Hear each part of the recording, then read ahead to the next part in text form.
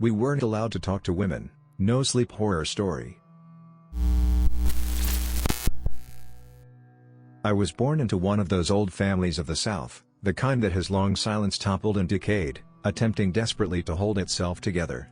We'd had money, once, as evidenced by the grand old buildings that sat on our property. But the old barns and guest houses sat empty and abandoned, choked with cobwebs and weeds and Spanish moss. The forest had begun to reclaim the property. My family was like many others of its kind. A long, winding lineage marked with rape and slavery and pain. But one thing set us apart: there were no women in my family. I had no mother, no sisters or grandmothers. Every member of my family was male. My 5 brothers and I never thought it strange, though. We were uneducated and mostly separated from the outside world. Our days were spent laboring on the decaying property, all of our efforts inevitably useless. When we weren't plucking weeds or clearing out the decades of trash from the various buildings, we played. The quasi-wilderness of our home was a perfect stage for our games. My father was a kind man, but strict. Our self-contained life came with a strange set of rules. There was a chapel on the property, a small white thing half hidden in the woods. It was in better condition than anything else, due to my father's doting care. We were not allowed inside the chapel without him, however. A padlock on the door prevented us from sneaking in. We were, on occasion, allowed to go to town. It was a half-hour walk through the woods to get there, and excursions were highly anticipated. There were conditions, though we had to stick together, and we weren't allowed to talk to women. We could talk to men and other boys, but my father strictly forbade us from talking to women, girls, even old maids. He instructed us to say hello and good day and yes ma'am and thank you ma'am like good little southern boys. But other than that, not a word. This was weird, of course, but everyone in town seemed to abide by these rules as well. The women would give us curt nods and avoid us otherwise. It was so ingrained into our daily lives that none of us ever questioned it. It wasn't going to work forever, of course. My oldest brother, Jamie, started making eyes at the pretty girl who worked at the drugstore ice cream counter. She made eyes back. Soon he was sneaking off to be with her during our visits. He would leave my brothers and I at the drugstore or the park, buying our silence with penny candy and ice cream. Jamie's little tryst didn't last long, though. Laszlo, the second youngest, had always been loose-lipped. One day when we came back from town, our father asked us what we did. Jamie snuck off, Laszlo blurted. He always goes and sneaks off to see that ice cream girl. Pa's face grew very pale. He turned to Jamie and seized him by the shoulders. Is that true? He asked in a voice that was much too quiet. You're seeing a girl? A tense silence hung over us. Jamie opened his mouth, closed it. Jamie, come join me on the porch, Pa said icily. My father never hit us, I want to make that clear. But when he was truly angry or upset, he had a way of talking that cut you to the bone, that made you feel like absolute dog shit. When I was really little and got in trouble, I would hide and cry for hours afterwards, consumed by guilt. Jamie and Pa went onto the porch. The rest of us dispersed throughout the house, the happy mood of the day soured. For a couple weeks afterwards, we beat on Laszlo especially hard, and gave him the worst rolls in our games. After that he mostly kept his mouth shut. Jamie returned with a pale face. He didn't talk to any of us until the morning, where he tried to act like nothing had happened. I caught him alone that day. I tugged on his sleeve and asked him, "What did Pa say to you the other night?" Jamie looked down at me. His face suddenly seemed very old. But he gave me a weak smile and tousled my hair. "Not your business," he said. "Don't worry about it." I wasn't in the habit of displeasing my older brother, so I went along with my life. The next time we went to town, the ice cream girl batted her eyes at Jamie, but he stared straight away from her, and she frowned sadly. She wasn't as nice to us after that. There isn't much else to say of my childhood. It was unique, surely, but we had always lived our lives that way, and I was not the questioning type. Our existence continued rather uneventfully for years. My brothers and I cleaned old houses that would never be occupied, and weeded yards that would never be used. The forest grew in faster than we could pluck. Then came the day when Jamie turned 18. Birthdays were frequent in a family of 7, but turning 18 that was special, according to Pa. On the special day, Pa got us all up early and scrubbed our faces with a spit-wet cloth. He made us put on our best clothes, moth-eaten from disuse.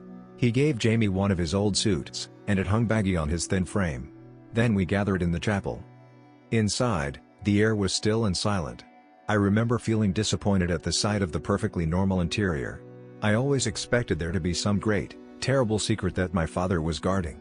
But it was just an old chapel. We sat in the front pew, all in a row. Pa and Jamie hung back at the door. They exchanged some quiet words, and then began to walk. They marched arm in arm, staring stiffly ahead. They stepped in time to some silent rhythm. Slowly they made their way up the aisle. My father bent behind the pulpit, and the sound of creaking wood broke the terse silence. He had opened a trapdoor. Pa and Jamie, still arm in arm, descended into the door. Downstairs we couldn't see from our angle. My brothers and I sat uncomfortably in the pew, restless but still quiet. I felt a strange swelling sensation, like something enormous was happening that I couldn't comprehend. I channeled this by plucking wildly at the loose threads of my ill-fitting pants. My brothers and I sat nervously for a long while, until Pa emerged again. Alone. He shut the trapdoor behind him. "Time to go home, boys," he said. I wanted to ask where Jamie was, but my tongue felt heavy. Instead I fell into step behind him, and we made a solemn procession back to the rotting mansion where we lived. Jamie was there the next morning, snoring in his bed next to mine. We all scrutinized him for some change, but he was the same Jamie he'd always been.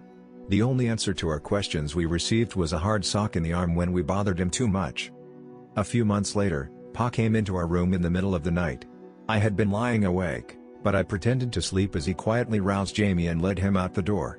I dozed very lightly, only to be reawoken when I heard them coming back up the stairs. Jamie made his way to his bed slowly. In the faint moonlight, I could see that his shoulders were shaking. He crawled under the covers. I could hear the muffled sound of him sobbing. After that, Jamie was different. He was withdrawn and angry. He stopped playing with us and was quick to yell. There was an angry tension between him and Pa. Even as young as I was, I knew the change had something to do with that strange place in the chapel. I wouldn't have to wait long to find out the secret of our family. After all, I was the second oldest. My birthday came that November. I remember every second of that day. Pa woke me before my brothers. He brought me into the master suite where he spent the nights of his lonely existence. The room might have once been grand, but now the walls were ashy with cigarette smoke and it smelled like stale living. The bedsheets were rumpled on only one side. It made me sad to think of Pa sleeping alone every night in that huge, moth-eaten bed. Pa dressed me in the same suit that Jamie had worn. It fit me a little better. I was fuller and shorter than he was. I looked in the mirror and felt a flash of pride. I was a proper gentleman for once, like those clean-cut men in the old magazines we sometimes found while cleaning, no longer a dirty-faced little boy. Pa stepped back after fixing my tie, his eyes shining. The harsh line of his mouth wobbled as he rubbed his thumb across my cheekbone. "I'm so proud of you," he said, and hugged me. My chest swelled with warmth and pride. We walked through the woods to the little white chapel. It was cool, and the woods were alive in red and orange. My brothers gathered in the pews while Pa and I waited outside the doors. He looped his arm through mine and looked at me. "Just follow my lead," he murmured, patting my arm. His words soothed me. The doors of the chapel swung open on their own, and the sound of church bells echoed through the woods, though the rusty bell in the tower sat still. But I wasn't afraid. Pa walked me down the aisle, towards the empty pulpit. We walked in time to the toll of the bells, something I realized only the two of us could hear. My brothers whispered and fidgeted in the pew. Jamie sat on the far end, staring straight ahead, his eyes dull and back stiff. We ascended. Behind the pulpit lay the secret trapdoor, ancient and molded. Pa gave the rusted brass ring a mighty pull, and it opened with a creak. Before us lay a stone staircase, riddled with cracks and dappled with moss and mushrooms. The shallow stairs led into the dark. For the first time that day, I felt something other than anticipation and pride. I was afraid. But I think, looking back, that I would have been unable to leave if I tried. Pa and I walked carefully down the stairs. He still held tight to my arm. We emerged into an earthen tunnel, tall enough for us to walk upright, though roots from the ceiling brushed our heads. For a moment, we stood still. There was a strange sputtering sound, and a breeze blew from the darkness ahead. That should have been impossible, as the tunnel seemed to only go deeper into the ground. But as the breeze came, so did light. Alcoves had been scooped into the earthen walls, and tens of candles suddenly burst to life in their wax-filled recesses. I jumped as the sudden light revealed hundreds of moths. They took off, excited by the flame. Their soft wings flapped and brushed against my cheek. As Pa and I walked down the tunnel, my apprehension grew. I started shaking. Pa stood resolute by my side, his presence steadying. I don't know how long we walked in silence. The tunnel was not without its own sound: the pop of fat from the candles, the drip of moisture from the ceiling, the tamping of our shoes and the fluttering of moth's wings. They landed on my shoulders and my head, and bounced off of my face often. I wanted to ask Pa where we were going. But, yet again, I stayed silent. Soon, I became aware of a faint sweet smell. Almost at the same time, the candlelight revealed a door. Moths were clustered around it so thickly that it appeared the frame was made of a canvas of pale shivering wings. Pa turned to me. In the flickering candlelight, the hollows of his face were cast in sharp relief. He looked more like an ape than a man. "This is where I leave you, son," he said. He put his hands on my shoulders. "Don't be afraid. You won't be hurt, I promise. Just do what nature tells you to do." He saw that I was shaking, and he laid his hand on my face. "This is our family's legacy, Eli. Jamie did this, I did this, my father before me did this. It's as old and ancient as our blood. Older, even. Nothing is going to harm you." "Okay," I choked out. My father smiled wanly, then turned and left me before the door. He disappeared back the way we came, and I was alone. Cautiously, I pushed open the stone door. The moths fluttered away from it, forming a cloud that I had to bat away to see. The chamber that I emerged into was huge. The walls were lined with hundreds of alcoves with candles burning bright, and more candles were spread across the floor. Across from me, there was a great white bed, surrounded by gossamer curtains. The sweet smell was overpowering, undercut by something primal and funky, like body odor. Then, the bed moved. From its side unfolded pairs of strange appendages. I struggled to comprehend what I was seeing. They were arms, human arms, ending in human hands. But they bent in too many places, and they were too long and pale. Long tendrils like feathers flared from their elbows. It wasn't a bed. It was a person, perhaps in the loosest sense of the word. Its body was huge, white and bloated. What I had thought were pillows were actually huge pendulous breasts, bare of nipples. The swell of the bed's comforter was a huge stomach, sagging down to the ground in ripples of white flesh. As I watched, a pair of the arms reached to gently part the gossamer curtains, like a bride lifting a veil. Its face. How to describe its face? Once, cleaning trash out of our house, I found an old china doll. It had a puffy, exaggerated expression of innocence, though time had worn the pain from its face and gave it only the barest imitation of humanity. The creature's face looked like that doll, but its eyes were large and bulging, and completely black. Most notably of all, from its forehead sprouted a pair of long feathery antennae. They were as long as its arms, reaching towards the high ceiling. They waved back and forth gently like ferns. As I took it in, stunned by the wrongness of it all, the creature smiled at me. Its pale, fleshy lips parted, revealing a dripping black mouth with no teeth. And then it spoke.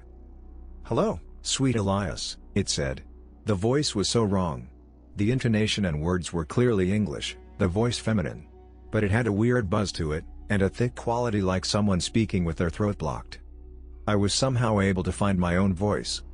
"What are you?" I asked. "How do you know my name?" A strange buzzing and clicking noise came from the creature. The fat on its body rolled like waves, and the toothless mouth gaped wider. It was laughing. "I am you," it said. "You are the fruit of my loins. I birthed your brothers, and your father, and your father's father, and his father before him. I know every inch of you, your flesh, for it grew and pupated within me. Now, the time has come for you to give of yourself, so I may have your son." I understood almost immediately. I felt a mix of horror and revulsion, but it was far off, suppressed. The sweet smell filled my nostrils. It made my head swim. My skin was hot and itchy in the ill-fitting suit. I should have been terrified. I should have been disgusted. I am, in retrospect. But I was under the spell of the creature, the scent of its pheromones too powerful for my brain to comprehend. In that moment, I knew that my body served a singular purpose, and I knew what that purpose was. Then I was before the creature. Its many arms petted my hair, my body, my face, the soft feathers tickling me. It cooed and spoke to me as I climbed on top of it, my body sinking into its soft and yielding flesh. I lay on its stomach, its bosom as my pillow. Lying against its skin, though it was tacky like dough, I felt a comfort I had never known nor have ever known since. I was safe, I was swaddled, I was loved. It wrapped its spindly arms around me, its buzzing words of encouragement burrowing into my brain like worms. And then I began to move my hips, and I was in heaven. I'll spare you the mechanical details of that coupling. Me recalling having sex with a moth monster who was also apparently my mother and grandmother is just as traumatizing as you reading about it. But what I must say is that I have never felt pleasure like that since. I have never once felt so held, so loved, and so safe. I know now that I wasn't in my right mind, and recalling it makes me nauseous. But there are still nights I jolt awake feeling a ghost of that heavenly pleasure, and for a moment I grieve that I'll never feel it again. I don't know how long I was in the chamber with that thing. I vaguely remember dressing myself slowly, still drunk from the pheromones in the air. I remember the creature rubbing its belly as I left, followed by a cloud of moths. I slept dreamlessly for hours and hours. Over dinner, I made eye contact with Pa as I was shoveling spaghetti into my mouth. He beamed at me proudly, and I felt good. But Jamie was looking at me also. He didn't return my smile, his mouth now permanently set in a grim line. As the encounter with the moth creature faded like a dream, Jamie continued to bother me. Hadn't he experienced the same heavenly pleasure I'd had? Sure, there were lingering dregs of fear, even disgust at what I'd done, but if everyone in our family had done it, what was the harm? It was our legacy, after all. More time passed, and my confusion turned to anger. Jamie barely interacted with us anymore. Did he think he was better than us? Did he think that his feelings made him separate from the family, somehow? I never got the chance to confront him. He came to me. It was about 5 months after my 18th birthday. Life had continued as normal. But one morning when we woke up, there was a strange feeling in the air. I made a comment about it to my brothers, but they just looked at me blankly. As we went about our chores, I felt strangely happy. We were walking out of one of the old guest houses when Jamie grabbed me roughly by the arm and pulled me away.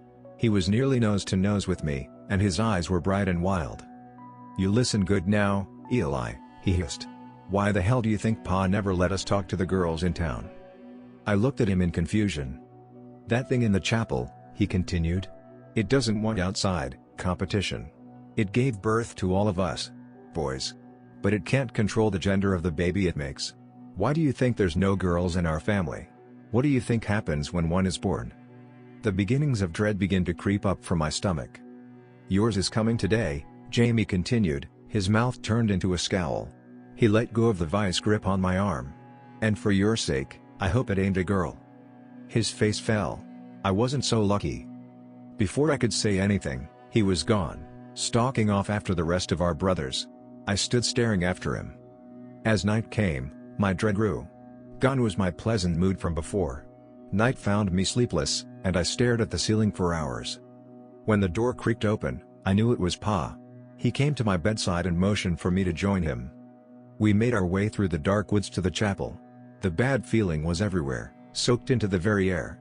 The creatures of the night were silent, and it was cold. The chapel stood a white smear in the darkness. We went inside. The floorboards seemed to vibrate, and when Pa opened the trapdoor, I heard it. A terrible, buzzing wail, full of anger and pain, punctuated by inhuman squeaks and growls. I had heard the sounds of animals in pain before. This was like some sort of horrible symphony of all of those cries. I recoiled at the sound, standing rooted to the spot. I looked at Pa to see if my horror was reflected in his face. It was, to some extent, but over it lay a veneer of hardness. I realized then that whatever was happening was no mystery to him. He had probably experienced it 100 times before. He took my arm and practically dragged me down the tunnel. The moths were flapping around wildly, diving at us and bouncing off the walls. A few of them flew into the candle flames, their feathery wings burning as fast as paper. The screaming got louder. We came to the chamber. The creature was in the same spot, but this time, its body was rippling like a wave. Some of its arms were braced on the walls and floor. The sweet smell was gone, replaced by that of blood and viscera. The creature's puffy dull face was twisted in a horrifying mask of pain and rage. Spittle flew from its black mouth as it wailed, the sound bouncing around the chamber. Its antennae swiveled wildly around its head, every feather twitching and shaking. At the sight of us, its pallid face contorted further. "Levi!" It bellowed my father's name. "What have you wrought? The fruit of your loins beget me only curses." I was transfixed by the creature's rippling body, bile rising in the back of my throat. It was pushing something out, I realized. A dark puddle was forming on the floor beneath it. My father moved towards the creature like he meant to comfort it. A pair of arms sideswiped him with surprising strength, sending him careening into the wall. He tripped over the candles. The creature let out a deep, throaty groan. Its body gave one more powerful ripple, and there was a wet noise as something dropped to the floor of the cave. What lay before me was, essentially, a cocoon. It was roughly watermelon-sized, white, and it glistened with fluid in the light. The creature's screams died into rattling breaths. As I watched, the cocoon began to tremble. A tiny red fist tore its way through the gauzy membrane. From the hole, I heard a cry, weak and plaintive. It was a baby. Something came over me. I somehow knew that the baby was mine. I'm sure others can tell better stories of parental instincts kicking in, but that's what happened to me at that moment. While my father and the creature struggled to recover, I knelt down and began ripping the cocoon apart, trying to free the baby within. The cocoon had the texture of spider silk, thin and sticky. It dissolved at my touch. Soon the baby was free. Its skin was red and blotchy, and it looked like a lumpy potato. But its face and cry were wholly human, and as I held it in my hands, I could feel the very gears of the world turning. My fate was changing. "Elias," the creature rasped. I looked up at it. Its expression had relaxed, its black eyes grown wide and shining, reflecting the candlelight. Its antennae had calmed, resuming their slow and gentle waving. It reached its nearest pair of arms out to me. "Bring it to me," it demanded. I lifted the baby in front of me, and realized with sudden dread that something on it was missing. The baby was female. The creature's arms strained for the baby, and I instinctually clutched it to my chest. "Why?" I asked. "It is a usurper," the creature spat. "It is a curse, and the labor was long. I am hungry." It licked its lips, leaving behind a film of gray spit from a black tongue. Jamie's words came back to me then, and I realized that he was right. Pa had gotten to his feet. He clutched his side, clearly hurt, and his clothes were singed from candle flames. "Just give it to her, son," he wheezed. "It'll be over soon." I looked down at the baby. It was crying and squirming.